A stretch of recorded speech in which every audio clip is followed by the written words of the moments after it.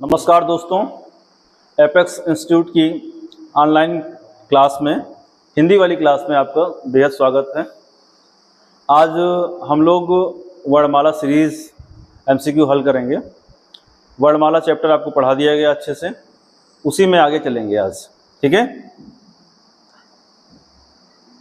ये आपको 2 क्लासों में पढ़ाया गया है।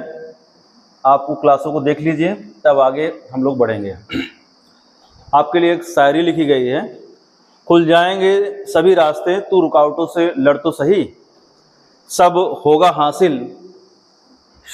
हासिल, तू अपने जिद पर अड़ तो सही। सब कुछ प्राप्त हो जाएगा, लेकिन संघर्षों से लड़ना सीखो पहले, तब मिलेगा सब कुछ। नहीं तो फिर कुछ मिलने वाला नहीं है आपको। और एमसीक्यू का पहला क्वेश्चन हिंदी में आपसे पूछा गया है। हिंदी वर्णों में से अयोगवाहक कौन सा वर्ण है? तो सबसे पहले आपको अयोगवाह पता होना चाहिए कि अयोगवाह वर्ण कौन से होते हैं। तो आपको लिखना पड़ेगा, आप हल करते भी जाएं और अपनी कॉपी में लिखते भी जाएं अयोगवाह वर्ण। तो अयोगवाह को 2 भागों में बांटा गया था। एक आपको लिखवाया गया था विसर्ग और एक लिखवाया गया था अनुस्वार। तो एक था आपका अनुस्वार और एक लिखवाया गया था विसर्ग, बताया गया था। तो अनुस्वार में अंग होता है और विसर्ग में आहा होता है, ये आपको बताया गया था। तो इसमें कौन सा हो जाएगा? ये वाला। नोट कर लीजिए इनको अच्छे से। दूसरा क्वेश्चन आपके लिए है, निम्नलिखित वर्णों में से कौन सा वर्ण मूर्धन्य नहीं है? पूछ रहा है, मूर्धा वर्ण नहीं है। तो इसमें जा जो है ये तालु वर्ण है, टा जो है ये मूर्धा वर्ण है, डा भी मूर्धा है और ढा भी जो है मूर्धन्य है। इनको भी ये तीनों हैं। पूछ रहा नहीं है तो कौन सा सही हो जाएगा? आपका पहला ऑप्शन सही है इसका। नेक्स्ट क्वेश्चन है, निम्न में से विवृत स्वर है। पहला ऑप्शन है ई है, अय है, उ है कि आ है। अब आपको पता होना चाहिए कि विवृत किसे कहते हैं। तो आप सुनिए जरा, इसको चाहे विवृत बोलो और चाहे तो इसको आप निवृत्त बोलो, बात एक ही है। ये कौन सा वर्ण होता है? ये बड़ा आ होता है। इसी में क्वेश्चन आपसे और पूछा जाता है, अर्धविवृत कौन सा होता है? अर्धविवृत। तो अगर ये पूछा जा रहा है आपसे, तो इसमें आपको कौन कौन से आएगा? एक छोटा आता है, ए आता है, औ आता है और औ आता है। ये अंग्रेजी वर्ण भी आपका इसी में आता है। ठीक है, लेकिन अगर इसी में पूछा जाता है समवृत्त कौन सा वर्ण होता है, तो समवृत्त में कौन कौन से आते हैं? छोटी ई और उ, ये आपके आते हैं। कितने वर्ण हैं? 4। और इसी में अगर आपसे पूछ लेता कि अर्ध समवृत्त कौन से हैं, तो फिर आपका क्वेश्चन और बढ़िया बन जाएगा। इसमें कौन कौन से आएंगे? तो इसमें ए यहाँ पे है, तो यहाँ पे आएगा आपका अय और आएगा ओ। इसको आप नोट डाउन कर लीजिए, यहाँ से क्वेश्चन एग्जाम में खूब पूछे जाते हैं। आपसे क्या पूछ रहा था? विवृत स्वर कौन सा है? तो विवृत स्वर कौन सा है आपके पास? बड़ा आ। नोट कर लेना, इसको एग्जाम में पूछा जाता है। ठीक है, अगला नेक्स्ट क्वेश्चन है आपका, निम्नलिखित ध्वनियों की निर्दिष्ट विशेषताओं में कौन सा अशुद्ध है? अशुद्ध पूछ रहा है। तो चा जो है तालव्य है, बात सही है। महाप्राण है। अब महाप्राण और अल्प प्राण किसे कहते हैं? तो सुन लेना, जो अल्प प्राण होते हैं, अल्प प्राण, ये प्रत्येक वर्ग का पहला, तीसरा और 5वां होता है। और महाप्राण जो होते हैं, ये प्रत्येक वर्ग का दूसरा और चौथा वर्ण होता है। चा अपने वर्ग का पहला वर्ण है, इसलिए यहाँ पे महाप्राण ना होकर यहाँ पे अल्प प्राण होना चाहिए था। जो लिखा हुआ है वो गलत लिखा हुआ है। इसका आंसर तो यही हो जाएगा। देख लेते हैं और ऑप्शन क्या कह रहे हैं। खा अल्प महाप्राण है, कंठ है, सही है, दूसरा वर्ण है। ता अल्प प्राण है, दंत है, एकदम सही है। अल्प प्राण पहला वर्ण होता है, सही है, दंत से बोला जाता है। माँ जो है ओट्स है और सघोष है, ये भी सही है। सघोष और घोष पढ़ाया गया है आपको, इसको चाहे सघोष बोलो और चाहे तो इसको आप घोष बोलो। वर्णों की संख्या कितनी होती है? 31। और अपने ही वर्ग का कौन कौन से होते हैं? तो प्रत्येक वर्ग का तीसरा, चौथा और 5वां, ये क्या कहलाते हैं? सघोष कहलाते हैं। तो ये पा वर्ग का 5वां वर्ण है, ये सही है। ये इसमें ऑप्शन कौन सा हो जाएगा? पहला ऑप्शन सही है इसमें, जो गलत पूछ रहा था आपसे। निम्नलिखित में कौन सा उत्तर सही है? इसमें पूछ रहा है सही कौन सा है। अनुस्वार पूर्ण रूप से अनुनासिक ध्वनि है, एकदम सही है। वर्ण का पंचमाक्षर अनुनासिक होता है, एकदम सही है। अनुनासिक के उच्चारण के दौरान नाक से बहुत कम तथा मुंह से निकलने वाली सांस अधिक होती है। तो ये भी, ये तीनों वर्ण सही हैं। इसमें कौन सा ऑप्शन सही हो जाएगा? ये। थोड़ा सा इस क्वेश्चन को आप देख लीजिए, क्या होता है अनुनासिक और निनुनासिक स्वर। अनुनासिक स्वर जो होते हैं इनको आप देख लीजिए, आपसे पूछा जाता है अनुनासिक स्वर, अनुनासिक स्वर। तो अगर इसमें ये होता कि नाक और मुंह, इसमें क्योंकि इन वर्णों का एक होता है निर्नुनासिक स्वर, निर्नुनासिक स्वर, स्वर, और अनुनासिक स्वर जो होता है इसमें केवल बिंदी रहती है और निर्नुनासिक स्वर में ऊपर चंद्र बिंदी रहती है। अनुनासिक स्वर से बने हुए शब्दों को बोलते समय कोई रुकावट नहीं, निर्नुनासिक शब्द को नहीं, इसमें रुकावट होती है, रुकावट पैदा होती है। लेकिन जो निरासिक स्वर से बने हुए शब्द में कोई रुकावट नहीं पैदा होती है, जिसके एक उदाहरण मैं आपको बता दे रहा हूँ। जैसे इसमें लिखा हुआ है आँख, आँख, जैसे एक शब्द है मुंह, तो इसमें ये सब शब्द कौन से हैं? निर्नुनासिक शब्द से बने हुए हैं।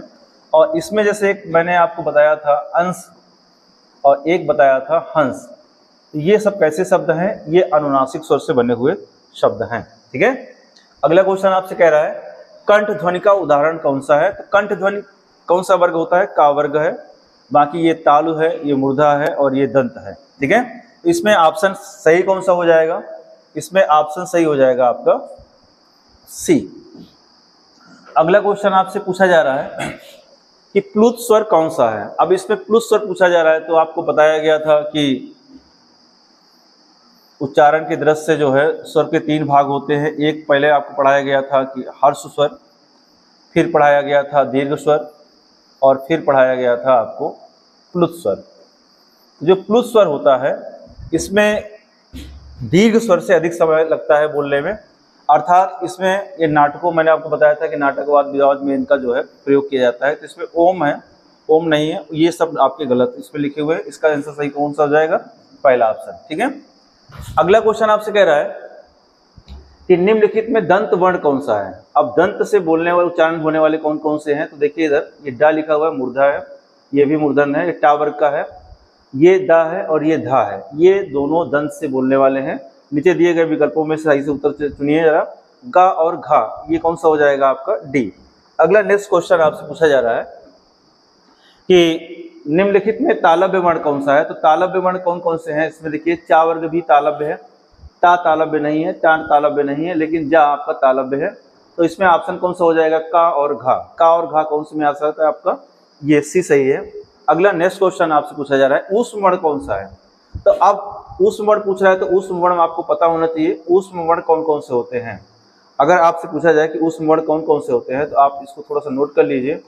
ये कौन कौन से होते हैं? तो तीनों प्रकार की सा होती है इसमें ऊष्म वर्ण में, और हा होता है। अब ऑप्शन देख लिए, ऊष्म वर्ण में तीनों प्रकार की सा दिया है और बाकी नहीं है, तो यही आपका सही हो जाएगा ऊष्म वर्ण। अगला क्वेश्चन आपसे पूछ रहा है वर्णोच्चारण की दृष्टि से बेमेल चुनिए। आपको बेमेल बताना है। अब देखिए पहला ऑप्शन कह रहा है ओ औ, तो जो ओ ये बताया गया है आपको क्लास में कि ओ का निर्माण कैसे होता है, तो ये आ से होता है और ऊ से होता है। अब आ का उच्चारण स्थान कहाँ से है? कंठ से है, और ऊ का उच्चारण स्थान ओठ से है। किससे है? ओठ से। तो ये कंठोस्थ हो जाएगा, सही लिखा हुआ है। बेमेल आपको बताना है। दा और धा का उच्चारण स्थान कहाँ से होता है? तो ये दंत से होता है, यहाँ पे तालु लिखा है, यही आपका सही हो जाएगा, क्योंकि बेमेल आपको चुनना था। ढा और डा का उच्चारण स्थान मूर्धा से है, वा और फा का उच्चारण स्थान दंतोस्थ है। सब सही है, केवल ये आपका गलत है, इसमें आपको थोड़ा सा ध्यान देना पड़ेगा। अगला क्वेश्चन है पार्श्व वर्ण कौन सा है। तो पार्श्व होता है आपका यल मतलब ला, और लुंठित होता है आपका रा। इसको भी आप राइट डाउन कर लीजिए। लुंठित कौन सा होता है? रा। और ये कौन सा है? ये होता है आपका दंत और ओष्ठ से बोलने वाला वर्ण। और ये कौन सा है? आपका अंतस्थ वर्ण है। कौन सा वर्ण है? और इस या का उच्चारण स्थान कहाँ से है? तो इसका उच्चारण स्थान तालु से है, तालव्य से इसको बोला जाता है। ठीक है, अगला क्वेश्चन आपसे कह रहा है कि अनुनासिक का संबंध होता है, अनुनासिक का संबंध होता है केवल नाक से होता है, केवल मुख से होता है, नाक और दोनों मुख से होता है। तो इसका आंसर क्या हो जाएगा? नाक और मुख दोनों से सही हो जाएगा। ठीक है, अगला क्वेश्चन कह रहा है दीर्घ, हर्ष व दीर्घ इनमें से किसके प्रकार हैं। तो हर्ष और अभी आपको बताया गया था कि स्वर के प्रकार हैं, स्वर को 3 भागों में बांटा गया था। तो ये क्वेश्चन है आपके लिए। अगला क्वेश्चन है, इनमें से कौन सा ऊष्म व्यंजन है? तो ऊष्म व्यंजन कौन सा है? तो ऊष्म व्यंजन आपको 4 पढ़ाए होते रहते हैं। तो ऊष्म व्यंजन कौन से हैं आपसे पूछ रहा है कि ऊष्म व्यंजन कौन से हैं। तो ऊष्म व्यंजन कितने होते हैं? 4 होते हैं। कौन कौन से होते हैं? तो तीनों प्रकार की सा, खा, सा, खा, सा। तो ये एक सा और एक सा आपकी दंती सा है, और हा इसमें ऑप्शन में कहाँ है? ये वाली सा है, ये सही हो जाएगा। अगला क्वेश्चन है आपसे, शब्द की सबसे छोटी इकाई पूछ रहा है। तो शब्द की सबसे छोटी इकाई क्या होती है? वर्ण होती है।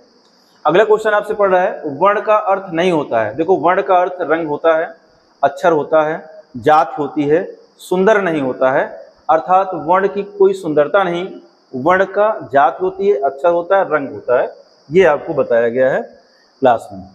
कौन से शब्द में रा व्यंजन नहीं है? आपसे पूछ रहा है कि रा व्यंजन कौन से शब्द में नहीं है। तो कैसे कि जान पाओगे? तो इसको हम लोग वर्ण विच्छेद में जान पाएंगे। ये देखो लिखा हुआ है माँ, और माँ में बड़े आ की मात्रा लगी हुई है, और फिर लिखा हुआ है त्रा। अब त्रा में 2 मैंने बताया था, ता और रा। अब देखो इसमें पूछ रहा है व्यंजन रा व्यंजन नहीं है, तो इसमें तो है, इसमें तो आपका रा है, ये तो होगा नहीं। अब क्रम में देखिए जरा, का है, का आधी है, और फिर रा है इसमें, और रा कैसी है? पूरी है, तो इसमें छोटा आ लगा हुआ है, तो रा इसमें भी है आपका। मात्र में देख लेंगे तो माँ और फिर बड़ा आ है, और फिर यहाँ पे क्या है? ता है, और ता में ये रा नहीं है, ये री है। क्या है? ये री है। तो इसमें ये रा नहीं है, तो इसका आंसर कौन सा हो जाएगा? ये मातृभूमि सही हो जाएगा। इसमें रा व्यंजन पूछ रहा है, नहीं है। और मूर्धा में कैसे हो जाएगा? यहाँ पे माँ है, और छोटा ऊ है, बड़ा ऊ है, और फिर आपका रा है, इसमें रा है, ये रेफ वाली रा एक पहले चलता है, और फिर धा है। तो रा किसमें है? मात्र में है, क्रम में है, और मूर्धा में है, लेकिन मातृभूमि में रा नहीं है। यही आपसे पूछ रहा था। अगला क्वेश्चन आपसे पूछ रहा है, अघोष वर्ण कौन सा है? अब आपको देखो पढ़ाया गया है घोष वर्ण पिछली क्लास में, घोष वर्ण और अघोष वर्ण। अघोष वर्ण, तो अघोष वर्ण और घोष वर्ण पढ़ाए गए हैं। अघोष वर्ण कितने होते हैं? 13, और घोष वर्ण कितने होते हैं? 31। कौन कौन से होते हैं? तो घोष वर्ण जो होते हैं प्रत्येक वर्ग का तीसरा, चौथा, पांचवा, और इसमें कौन सा होता है? प्रत्येक वर्ग का पहला और दूसरा वर्ण। ठीक है, हमारे हिसाब से आपको यहीं से मिल जाएगा सब कुछ। और अगर देखना चाहो तो देख लीजिए, घोष वर्ण में और क्या आता है आपका? तो घोष वर्ण में ये आपके आ गए, और इसमें सभी स्वर भी आ जाते हैं, सभी स्वर भी आ जाते हैं। तो 5 से 15 और 11 स्वर कितने हो जाएंगे? 26। और क्या इसमें आएगा अघोष वर्ण में? सॉरी, घोष वर्ण में। तो घोष वर्ण में आपके आ जाएंगे तीनों प्रकार की, नहीं सॉरी, तीनों प्रकार की सा किसमें आ जाएगी? अघोष में। तीनों प्रकार की सा, ये सा और ये मूर्धा सा और दंती सा। तो ये कितने हो जाएंगे? ये 10 हो जाएंगे, 5 दूनी 10, और तीनों प्रकार की सा मतलब ये तो हो जाएंगे 13 आ जाएंगे। अब यहाँ पे कौन कौन से वर्ण आएंगे? तो एक आपकी आ जाएगी हा, और पूरे आ जाएंगे अंतस्य व्यंजन। कौन से आ जाएंगे? तो अंतस्य व्यंजन कितने होते हैं? ये आपका हा आ गया। अंतस्य व्यंजन कितने होते हैं? 4। तो अंतस्य व्यंजन कौन कौन से होते हैं? या होता है, रा होता है, ला होता है, और वा होता है। तो ये टोटल कितने हो जाएंगे आपके पास? 31 वर्ण हो जाएंगे घोष वर्ण के। कौन कौन से आप देख लीजिए। सा ऐसे पूछ रहा है, अघोष वर्ण नहीं है पूछ रहा है, इसका मतलब अघोष वर्ण कौन कौन सा नहीं है? तो अघोष वर्ण में सा आते हैं? जी हाँ आती है, तो ये तो होगा नहीं। पा और फा प्रत्येक वर्ग का पहला और दूसरा अघोष है, तो पा और फा ये भी नहीं होगा। या और रा, या और रा क्या है? ये घोष वर्ण है, इसका मतलब ये आपका सही हो जाएगा। ये टाठा भी नहीं होगा क्योंकि ये पहले वर्ग में आते हैं। ठीक है, इसको आप अच्छे से देख लीजिए, एग्जाम के लिए इंपॉर्टेंट है। अल्प प्राण व्यंजन नहीं होता है। अब इसमें भी आपको पढ़ाया गया है कि अल्प प्राण कौन कौन से होते हैं। तो अल्प प्राण कई बार बताए गए हैं कि अल्प प्राण कौन से होते हैं और महाप्राण कौन से होते हैं। तो अल्प प्राण और महाप्राण, अल्प प्राण कौन से होते हैं? तो प्रत्येक वर्ग का पहला, तीसरा और पांचवा। और महाप्राण कौन से होते हैं? तो प्रत्येक वर्ग का दूसरा और चौथा। इसमें देखो लिखा हुआ है प्रत्येक वर्ग का पहला वर्ण। अल्प प्राण नहीं पूछ रहा है, अल्प प्राण नहीं व्यंजन नहीं होता है। तो इसमें देखो लिखा है प्रत्येक वर्ग का पहला वर्ण, तो ये तो होता है। प्रत्येक वर्ग का दूसरा वर्ण नहीं होता है, क्यों? क्योंकि यहाँ पे महाप्राण का है। प्रत्येक वर्ग का तीसरा वर्ण होता है। प्रत्येक वर्ग का पांचवा, ये यहाँ पे लिखा है स्वस्थ, तो ये हो जाएगा पांचवा, इसको आप सही कर लीजिए, पांचवा वर्ण। तो ये तो कौन सा इसमें नहीं होता है, तो ये हो जाएगा आपका दूसरा। क्यों? क्योंकि ये दूसरा इसमें लिखा है प्रत्येक वर्ग का दूसरा वर्ण, ये महाप्राण होता है, महाप्राण होता है। अगला नेक्स्ट क्वेश्चन है आपके लिए, भाषा की सबसे छोटी इकाई क्या है? तो भाषा की सबसे छोटी इकाई आपकी वर्ण है। अगला क्वेश्चन आपसे पूछ रहा है वर्णमाला किसे कहते हैं? वर्णमाला किसे कहते हैं? तो शब्द गणना को कहते हैं ना, वर्णों के संकलन को कहते हैं, नहीं कहते हैं, शब्द समूह को कहते हैं, नहीं, वर्णों के व्यवस्थित समूह को कहते हैं, तो वर्णों के व्यवस्थित समूह को ही वर्णमाला कहते हैं। अगला क्वेश्चन पूछ रहा है कि निम्न में से कंठ ध्वनियां कौन कौन सी हैं? मतलब कंठ से उच्चारित होने वाली ध्वनियां कौन कौन सी हैं? तो का और खा, ये कंठ से ध्वनियां उच्चारित होने वाली ये वर्ण हैं आपके पास, ठीक है। अगला क्वेश्चन आपसे पूछ रहा है कि स्थान के आधार पर बताइए कि मूर्धन्य व्यंजन कौन सा है? तो मूर्धन्य व्यंजन कौन सा है? तो देखिए मूर्धन्य व्यंजन आपके यही है, ये कहाँ से बोले जाते हैं? ओठ से बोले जाते हैं। ये कहाँ से बोले जाते हैं? तो गा और धा लिखा है, तो गा कंठ से बोला जाता है और धा दंत से बोला जाता है। और ये जा और झा ये तालु के हैं, तो इसमें आंसर कौन सा हो जाए आपका सही हो जाएगा? पहला ऑप्शन सही हो जाएगा। इसमें लिखा हुआ है निम्नलिखित में अल्प प्राण कौन से हैं? अल्प प्राण अभी बताया था कि प्रत्येक वर्ग का पहला, तीसरा और पांचवा, तो का पहला है, तीसरा गा है, इसका मतलब यही सही हो जाएगा, बाकी सब क्या हो जाएंगे? हाँ, अल्प प्राण में आपके स्वर भी आते हैं, तो इसका आंसर ये भी सही हो जाएगा, और बड़ा। निम्नलिखित में नासिक के व्यंजन कौन से हैं, कौन से होते हैं? तो नासिक के व्यंजन पंचमाक्षर कहलाते हैं, अंगा, इया, अंगा, इया, अड़ा और ना और मा। इनमें से देख लीजिए नासिक के व्यंजन कौन से हैं, तो आपका इया लिखा हुआ है यहाँ पे, ये सही हो जाएगा। लिखा है ए ऐ वर्ण क्या कहलाते हैं? ए और ऐ वर्ण क्या कहलाते हैं? तो ये आपको कई बार बताया गया है कि ए और ऐ इनका जो ये बने हुए हैं, आ और ई से बने हुए हैं। तो आ का उच्चारण स्थान कहाँ से है? कंठ से है। और ई का उच्चारण स्थान कहाँ से है? ये तालु से है। तो इसका उच्चारण स्थान कहाँ से हो जाएगा? कंठ तालव्य हो जाएगा। तो ये आपके लिए आंसर सही हो जाएगा। निम्न वर्णमाला में अयोगवाह वर्ण कौन से होते हैं? तो अयोगवाह आपको पहला ही क्वेश्चन था शायद, अंग और आहा। दूसरा क्वेश्चन है निम्न शब्द में द्वितत्व व्यंजन किसे कहते हैं? द्वितत्व का मतलब होता है कि जिसमें एक ही जैसे वर्ण अगर बार बार रिपीट हो रहे हैं, एक आधा एक पूरा है, तो उसको हम लोग द्वितत्व वर्ण में रखते हैं। जैसे इसका आंसर कौन सा सही हो जाएगा? दिल्ली।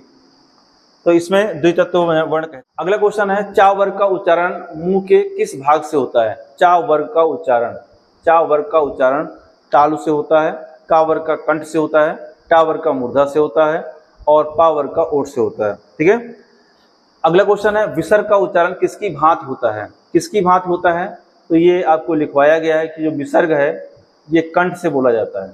अब कंठ से कौन कौन से वर्ण बोले जाते हैं? तो का बोला जाता है, खा बोला जाता है, गा बोला जाता है, घा बोला जाता है, अंगा भी होता है कंठ से, और यहाँ पे छोटा आ, बड़ा आ और हा, और आपका विसर्ग भी होता है। और आपसे विसर्ग ही पूछ रहा है तो किसकी भांति होता है? तो यहाँ पे देखिए सा सा सा हा, तो हा यहाँ पे है, तो हा की भांति ही विसर्ग का उच्चारण स्थान होता है। अगला क्वेश्चन है निम्नलिखित में कौन सा वर्ण का उच्चारण स्थान मूर्धा नहीं है? तो मूर्धा नहीं है पूछ रहा है, इसमें कौन कौन से हो जाएंगे? तो देखिए मूर्धा कौन कौन से हैं आपके। टा वर्ग का है ये भी ये भी आपका मूर्धा री है आपका, और यहाँ पे ये सा जो है ये भी मूर्धा से बोली जाती है। बोली कौन से नहीं जाती है? तो था बोल नहीं बोली जाती है, था दंत से बोली जाती है, ठीक है। अगला क्वेश्चन है निम्नलिखित में कौन से वर्ण का उच्चारण स्थान तालु नहीं है? तो तालु किसका नहीं है? तो तालु या का है, दा का नहीं है, ई का है, सा का है। यहाँ पे दा का तालु नहीं है, दा दंत से बोला जाता है। देवनागरी लिपि में कुल विसर्ग और अनुसार सहित कुल कितने स्वर माने गए हैं? तो 13 स्वर माने गए हैं। इसको भी आप कहीं पे नोट कर लीजिए। घा का उच्चारण स्थान कहाँ से है? घा का उच्चारण स्थान कंठ से है। अगला क्वेश्चन आपसे पूछा जा रहा है हिंदी में मूलतः वर्णों की संख्या कितनी है? ये आपको क्लास में बताया गया है। टोटल 54 नहीं होता है, 52 है। कितना है बेटा? 52। तो इसको भी आप नोट कर लीजिए। अगला क्वेश्चन है निम्नलिखित में कौन सा घोष वर्ण है? अब घोष और अघोष कई बार बता दिया गया है कि घोष वर्ण कौन से होते हैं। तो प्रत्येक वर्ग का तीसरा, चौथा और पांचवा, पहला और दूसरा जो होता है वो घोष होता है, अघोष होता है, और घोष कौन सा होता है? घोष वर्ण होता है प्रत्येक वर्ग का तीसरा, चौथा, पांचवा वर्ण। अब देख लीजिए इसमें कौन से होते हैं। तो खा तो दूसरा वर्ण है, मा, पा, फा, बा, भा, मा, इसका मतलब कौन सा सही हो जाएगा? ये सही हो जाएगा, ये आपका गलत हो जाएगा, और चा भी आपका गलत हो जाएगा, ठीक है। और वो भी आप कह सकते हो, इसको भी आप गलत कर दीजिए। अगला क्वेश्चन है निम्नलिखित में अल्प प्राण वर्ण कौन सा है? अल्प प्राण देख लीजिए, अल्प प्राण में कौन से आएंगे? तो ये आपको पढ़ाया गया कि प्रत्येक वर्ग का पहला, तीसरा और पांचवा, तो ये कौन सा आपका सही हो जाएगा? आपका दूसरा ऑप्शन सही है इसमें। अगला क्वेश्चन है अनुनासिक व्यंजन कौन से होते हैं? तो ये क्वेश्चन शायद रिपीट हो गया है आपका, फिर इसके बाद हम लोग पढ़ेंगे। हाँ, ज्ञ वर्ण किन वर्णों के संयोग से बना है? ज्ञ, तो आपको ये पढ़ाया गया संयुक्त व्यंजन है, इसमें दो वर्णों से बना हुआ है, जा और इया। ज्ञ किससे बना है? जा और इया से बना है, जा। तो ये कौन सा सही हो जाएगा आपका? ये हो आपका सही हो जाएगा, ठीक है। अगला क्वेश्चन है निम्नलिखित में कौन सा अमानक वर्ण है? तो देखिए हिंदी वर्णमाला में जितने भी वर्ण हैं वो सब हिंदी वर्णमाला के सभी वर्ण, हिंदी वर्णमाला के सभी वर्ण, ये सब जितने भी वर्ण होते हैं ये सब मानक होते हैं, इनको मानक प्रदान किया गया है, इनकी मान्यता है। और जिन वर्णों की मान्यता नहीं है उनमें से कौन सा है? भा। भा देखिए पहले ऐसे लिखा जाता था, जिसकी मान्यता खत्म कर दी गई है, ये अमानक वर्ण है। जैसे इसी में एक आपको लिखा जाता है श्री, तो ये भी अमानक वर्ण में आपको गिनती की जाती है। अगला क्वेश्चन है तालव्य व्यंजन कौन से हैं? तो तालु से बोलने वाले चा, छा, जा, झा, ये तालव्य हैं, ये मूर्धा हैं, ये ओट्स हैं और ये दंत हैं, ठीक है। अगला क्वेश्चन आपसे पूछा जा रहा है उच्चारण के समय जिह्वा की स्थिति के अनुसार स्वरों के कितने भेद होते हैं? तो स्वरों के 3 भेद होते हैं, जब उच्चारित होता है तो उसके 3 भेद होते हैं, ठीक है।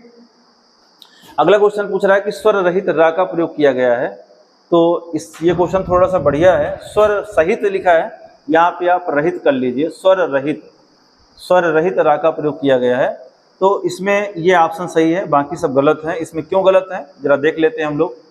इसमें लिखा है त्रा, पहला ऑप्शन है त्रा, क्या लिखा हुआ है? त्रा। इसमें लिखा हुआ है त्रा टक, तो इसमें जो त्रा है, तो ये त्रा जो है ये ता और रा से बना हुआ है, और इसमें क्या लिखा हुआ है? और रामेश्वर है कि नहीं है? तो रामेश्वर है, रामेश्वर है, इसमें रामेश्वर लगा हुआ है। जैसे इसमें ट्रक लिखा हुआ है, तो ट्रक का जब वर्ण विच्छेद करेंगे तो टा आधी है, और इसमें जो ये लगा हुआ है ये रा है, ये क्या है? रा। और रा में आपका आ लगा हुआ है, तो ये भी स्वर सहित है, स्वर सहित है। और इसमें देखिए इधर ये सा है, सा में ता लगा है, त्रा, तो त्रा में जो है मैंने फिर से बताया ता और रा है, और रा में कौन सा मात्रा है? छोटा ऊ की मात्रा है, तो इसमें भी स्वर है, इसमें भी स्वर है, इसमें भी स्वर है। इसमें स्वर नहीं है तो पुनर्निर्माण में स्वर नहीं है, क्यों नहीं है जरा देखना इधर। इसमें लिखा हुआ है,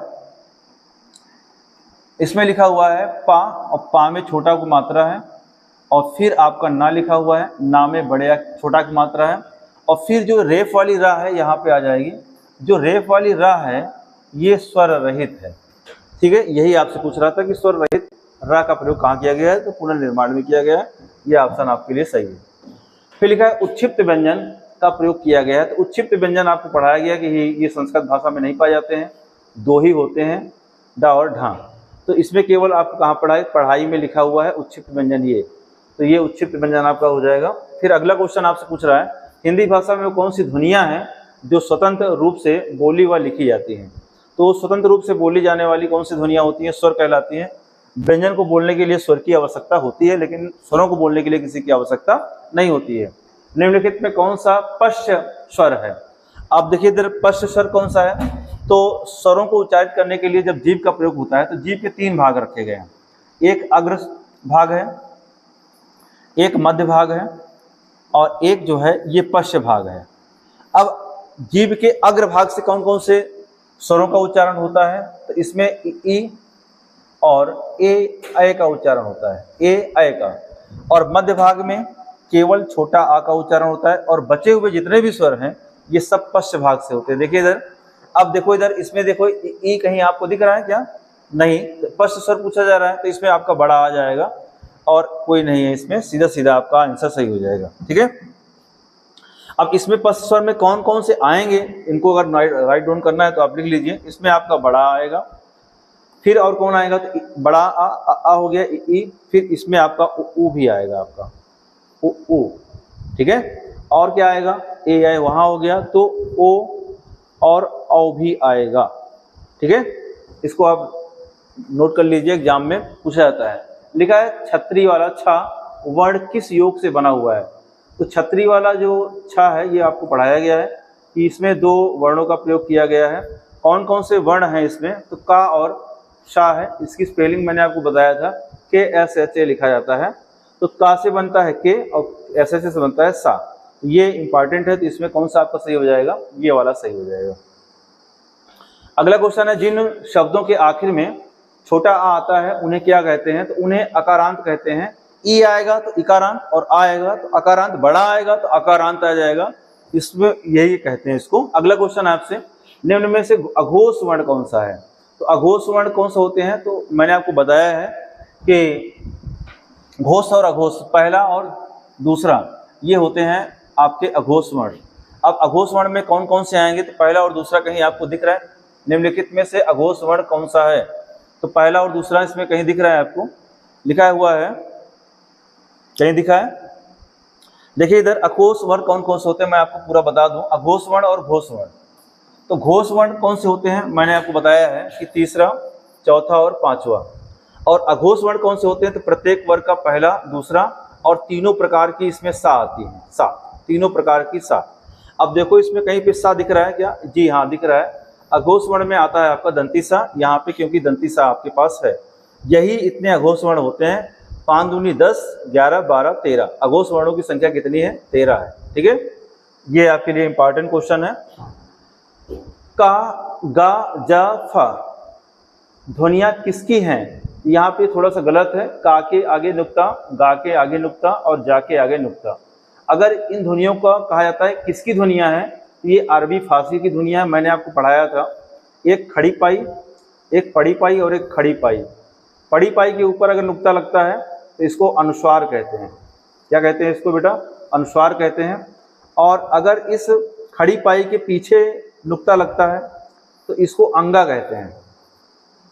और इस खड़ी पाई के अगर नीचे अनुस्वार लगता है तो इसको उच्छिप्त वर्ण कहते हैं। इसको नोट कर लीजिए, एग्जाम के लिए इंपॉर्टेंट है और आपके लिए भी इंपॉर्टेंट है। उच्छिप्त वर्ण, और उच्छिप्त वर्ण कौन कौन से होते हैं, एक ड होता है और एक ढ होता है।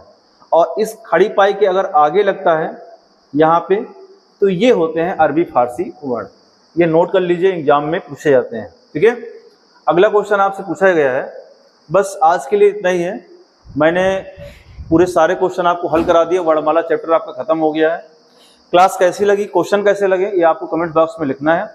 कल हम लोग हिंदी की दूसरी क्लास में दूसरा चैप्टर पढ़ेंगे जिसका नाम है वर्ण विच्छेद। आप कहीं पर नोट कर लेना, पढ़ के आना है क्लास में। चैप्टर का नाम है वर्ण विच्छेद। अभी हम लोग क्या था, वर्ण पढ़ा था। अब इन वर्णों को हम लोग शब्द के अनुसार इसका विच्छेद कैसे करेंगे, ये दूसरे चैप्टर की क्लास होगी। अच्छे से पढ़ना है, चैप्टर वाइज क्लास कराई जा रही है, जो आपके एग्जाम के लिए बहुत बेहतर सिलेक्शन दिलाने में कामयाब कर सकते हैं। तो आप इसको बहुत बेहतर ढंग से पढ़िए। इसको क्लास कैसी लगी आपको कमेंट्स बॉक्स में लिखना है। आज के लिए बस इतना ही है, धन्यवाद।